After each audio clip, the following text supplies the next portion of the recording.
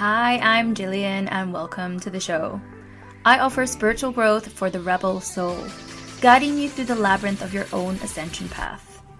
This show is for the rebel souls that challenge the status quo, those that crave authenticity in every single aspect of their lives, that desire to embrace their uniqueness, follow their passions, connect to their soul, and live according to who they truly are, even if that means having the courage to go against the grain or the norms of society. If that's you, my spiritual soul seeker, rebel warrior, then this is the place for you. On this podcast, we speak about everything from spirituality, sexuality, conscious relationships, business, and literally everything in between. So if that's your jam, then stay tuned. And go on, be a rebel and subscribe. You know you want to.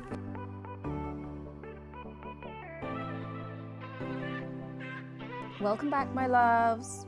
Okay, so we're gonna go a little bit dark today, and I'm gonna talk about, I'd probably say, a misunderstood conversation in the spiritual industry. And look, I can completely understand why, because it's kind of uncomfortable and it can be really scary too, right? And it's not glamorous. It's not like that side of the spiritual industry, which is all about, spirit guides and angels and manifestations and all these cool things. It's really asking all of us to look at the parts of spirituality that we would maybe rather pretend didn't exist. But we live in a world of duality. We live in a world of light and dark, shadow and love, right? Fear and love, in fact. So there has to be a duality. It can't always be sunshine and roses when it comes to spirituality, and that's just never the way that I look at things anyway. And then on the other side, I've seen people on the flip side become so fascinated by the darker energies or entities that are part of the spiritual world that they maybe start seeing them everywhere. It's I don't personally believe that either extreme is helpful. The spiritual bypassing where there's no darkness, no shadow, or the side that is everything must be an entity, everything's an attachment, everything's demonic, seeing them everywhere vibes, right? Again, it's none of the extremist aspects, like I said, I find particularly helpful. So I want to have a really honest conversation with you about where I sit with all of this, and it's I want to be able to share that there is nothing to fear with this. I don't want to scare you. I don't want to convince you either that every single problem in your life is because of an entity attachment. It's really going to be the opposite, to be quite honest with you. And I want to teach you how I've learned to investigate why I would say these experiences, quote unquote, after so many years of working with clients, after years of having my own experiences with this. Because if you know me, if you've ever been a part of my teachings and worked with me in any which way, then one of the biggest lessons that Spirit has ever taught me is around discernment. Discernment. And what I have found when we step into this work and when we start working with Spirit in whatever way that looks like, sometimes our ability to discern is actually more important than our actual psychic ability, right? And hear me out here, because you could be so incredibly psychic, right? You can see spirits, hear them, feel them, speak to them, channel them, all the thing. But if you don't have the level of discernment that you need, if you haven't mastered that skill, then it can go all sorts of bad ways for you. And I have seen it. I have seen it with clients. It happens. You could end up following the wrong guidance. You could start misunderstanding completely what is actually happening. And you can be perpetuating or creating this level of fear in your life or with someone else where there really there actually doesn't need to be any, and I don't want that for you. I don't want that for you. So if you've listened to my podcast, or again, if you've worked with me any which way, then there's something about me that you might already know, is that I am curious. I am a curious Kathy, almost probably annoyingly curious. But if there is a topic that makes people uncomfortable, if there's a topic that is taboo, I want to know about it. I want to learn about it. If there's something that maybe other practitioners are not talking about, then I want to know why. And I've always been that way. Like, again, I just don't want to see the light. I want to understand the shadow too, because we have that in us all. Because if we're like anything, right, if we're only willing to explore half of spirituality, then we're only ever going to understand half of ourselves. So I want to know everything. I want to feel and taste and see the richness of it all. So before I actually go any further, I do want to say that everything that I share in all of these episodes comes from my own personal spiritual experiences, my client work, my intuitive practice, like my own understanding of the spiritual world. So this isn't medical advice. This is not psychological advice. Like I'm certainly not suggesting that every problem that you have in your life, every mental health challenge, anything like that has a spiritual cause. Like mental health care, therapy, medical support, medication, like they all have their place. But over the years, I've also had experiences that couldn't fit into those boxes. And those were the experiences that made me ask, okay, what other layers are here? And it's just a conversation that I want you to invite you in today, to open your curiosity, because curiosity opens doors, right? And then the flip side of that, fear closes the hell out of them. So we're going to be speaking about entities and attachments. And the first time that I ever experienced anything to do with an entity personally was back in, 2013, back in London. I just started developing my own psychic abilities. I was going to a psychic school. I was excited, like everything, when you start opening your gifts, like it's like there's just a new reality upon you. Everything felt so magical. I was having all of these like just incredible experiences, just something inside me was lighting up, like I was finally alive, like I was finally like tuning into something more than myself. I mean, I was more than myself. It was like, almost like I've found a key for some part of me that I never knew existed. So one evening before I was about to step into class, which I went to every single Thursday, I felt this presence beside me, like very, very, like right next to me on my right-hand side. Like I can still remember it to this day.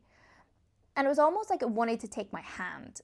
So, and it felt like quite, it felt kind of aware, like I was very aware of it, and it was very aware of me. So at that point, again, I remember I was just starting my psychic development journey. So I was clueless about many things at that time. And I just assumed, I was like, oh, you must be one of my spirit guides. La, la, la. Great to meet you. And I literally took its energetic fucking hand and skipped into the bathroom with it before class. It watched me pee, guys. It watched me pee. And I laugh about it now, but again, at the time, I genuinely didn't know any different. So during the class, we're actually doing aura readings that day, and it was my turn to be read by the class. So I stepped in front of the wall, and I noticed my teacher kind of giving me a bit of a side eye. And then afterwards, she kind of took me aside and she was like, I need to tell you something. There is something in your energy field that keeps moving. And I'm like, huh? So clueless at that point. And what she described was what she perceived as a thing called a shapeshifter. And it was moving through my aura. It was basically shapeshifting, trying not to be detected. And in that moment, I realized something very, very important, was that not everything that feels spiritual, because again, remember, this thing felt conscious, it felt aware, it felt good next to me. Not everything that feels spiritual is actually what it first appears to be. And that experience, it didn't necessarily make me fearful. It probably made me more discerning.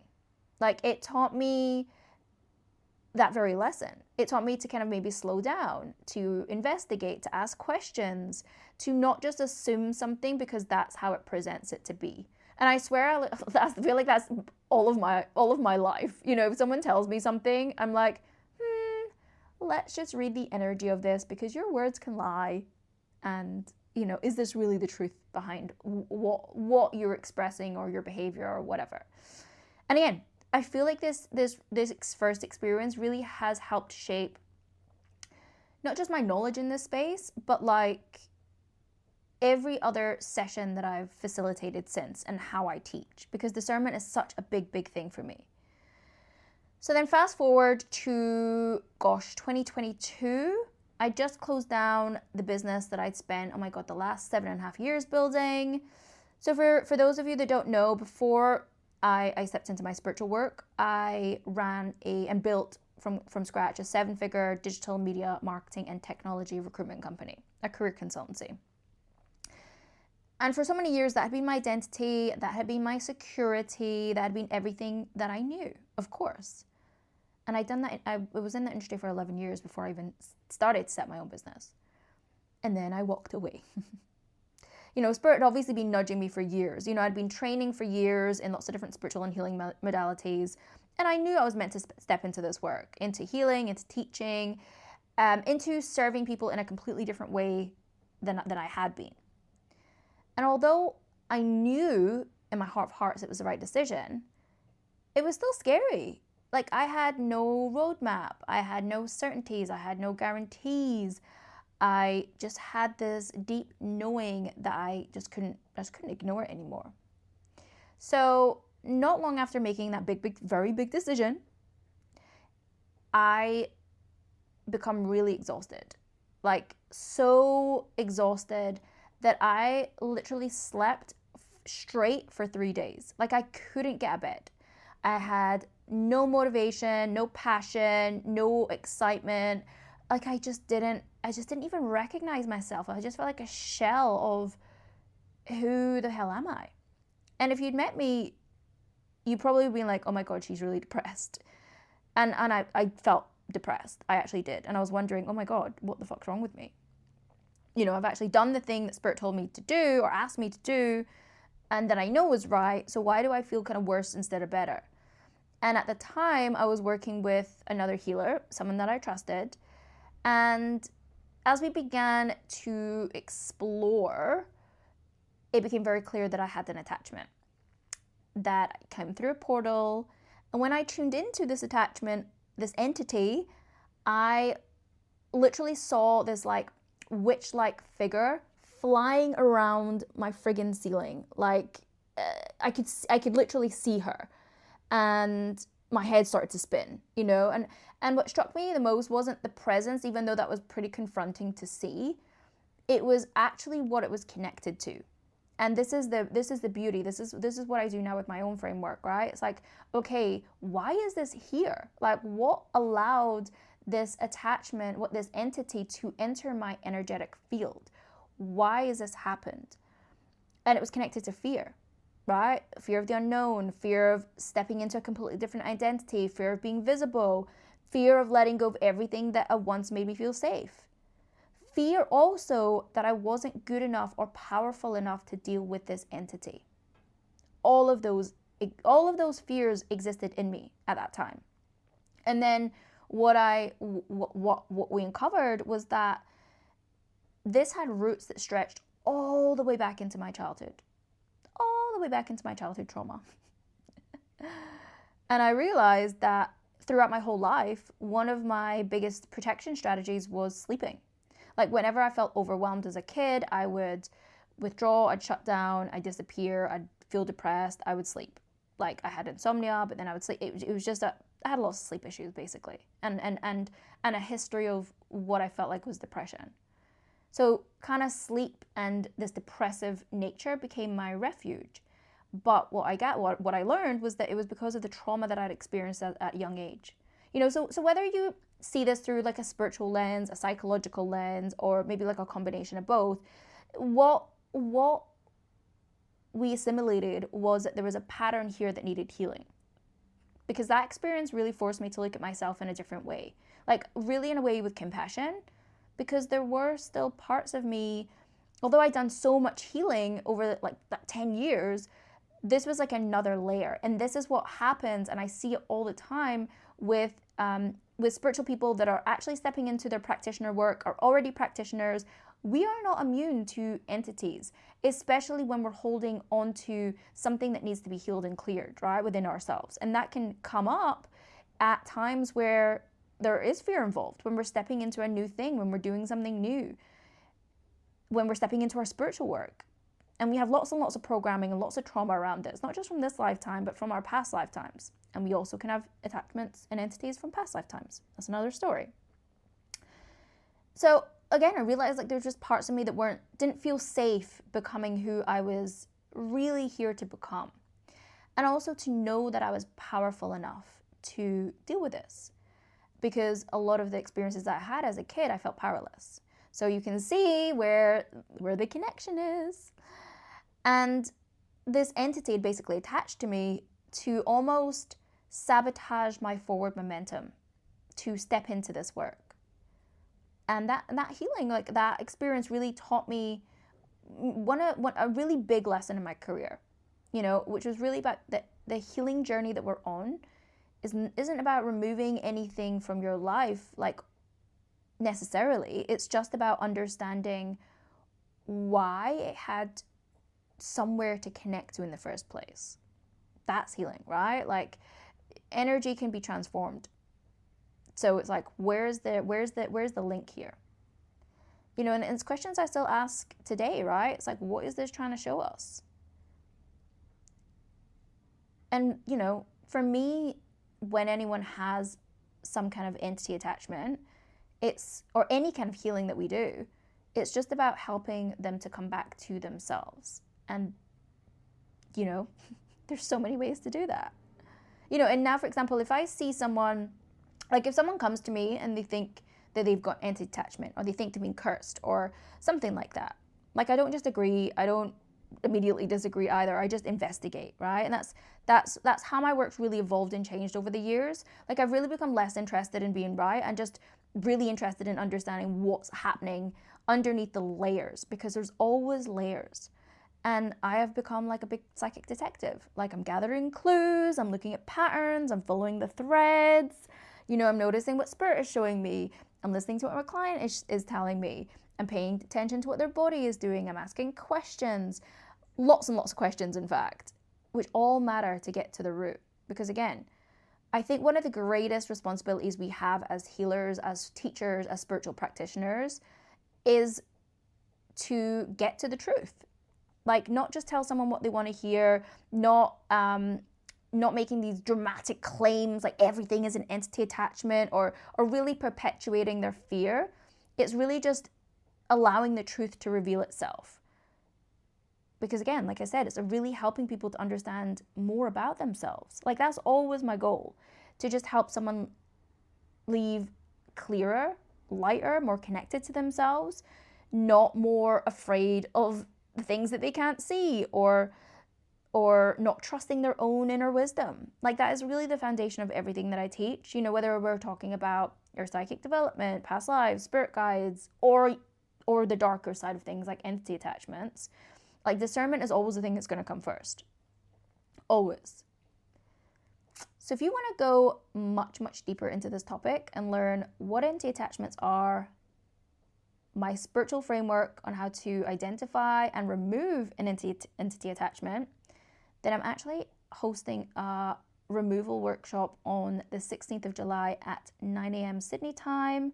And if you can't make it live, but you still want to learn how to do this for yourself, or even for other people, like if you have clients and this is the next step that you want to develop yourself in, then the replay is still going to be available once you sign up. So I have left the link in the show notes below.